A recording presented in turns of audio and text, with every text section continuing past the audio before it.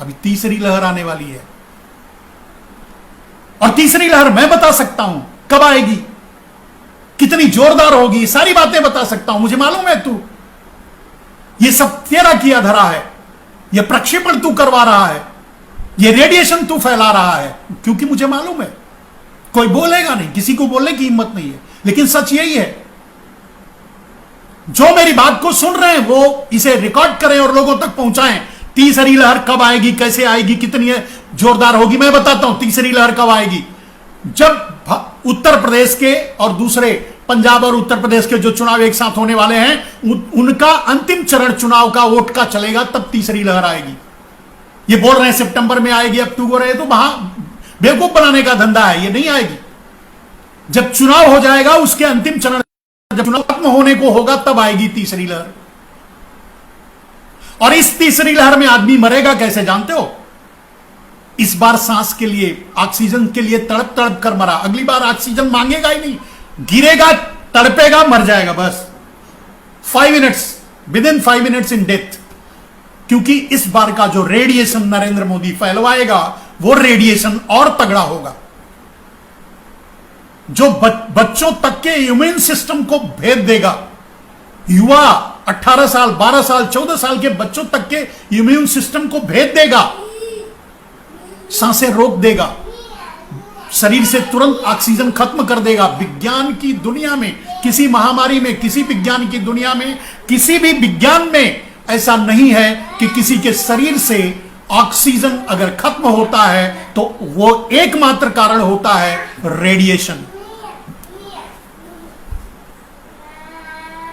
Challenge है, इस पर जवाब दे, मेरी इस बात का WHO जवाब दे, या ICMR भारत की संस्था जवाब दे कि यह सच है या गलत।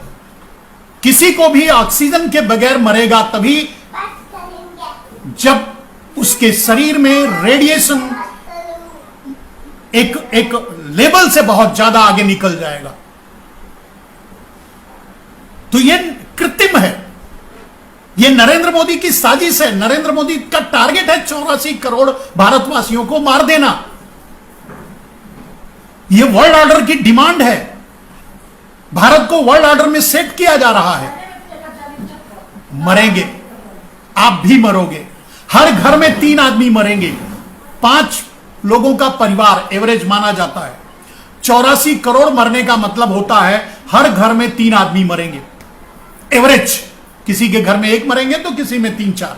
अब जब हर घर में 2-3 आदमी मरेंगे, उस घर में हिम्मत रहेगी नरेंद्र मोदी का विरोध करने के लिए? तो नरेंद्र मोदी आजीवन प्रधानमंत्री रहेंगे, नरेंद्र मोदी आजीवन राष्ट्रपति रहेंगे। भारत में अगर 40 करोड़ लोग बचेंगे, 40 करोड़ लोग, 50 करोड़ लोग बचेंगे, तो उसका ही प्रधानमंत्री भारत रहे, नरेंद्र मोदी रहेगा, उसका भी राष्ट्रपति नरेंद्र मोदी रहेगा। नरेंद्र मोदी तब भी गद्दी नहीं छोड़ेगा। इतना बड़ा क्रूर, भयानक भेड़िया है नरेंद्र मोदी। नरेंद्र मोदी को धक्के देकर उस गद्दी से उतारना पड़ेगा। भारत को बचाने के लिए हिम्मत है तो आगे आओ, वरना अपनी पीढ़ियों को गुलाम बनाने के लिए तैयार करो। उनकी मेंटालिटी को सेट करो, उनको बताना शुरू कर दो कि आगे तुम्हें कैसे जीना है। आगे तुम्हें जीना नहीं, आगे तुम्हें कुत्ते की मौत कैसे मरनी है, क्योंकि आगे नरेंद्र मोदी का शासनकाल है। नरेंद्र मोदी का शासनकाल कंटिन्यू करेगा।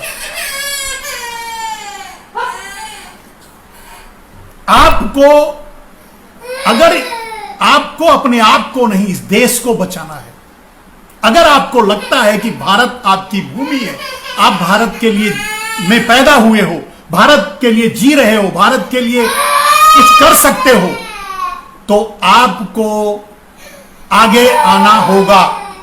आपको नरेंद्र मोदी के खिलाफ खड़े होना होगा।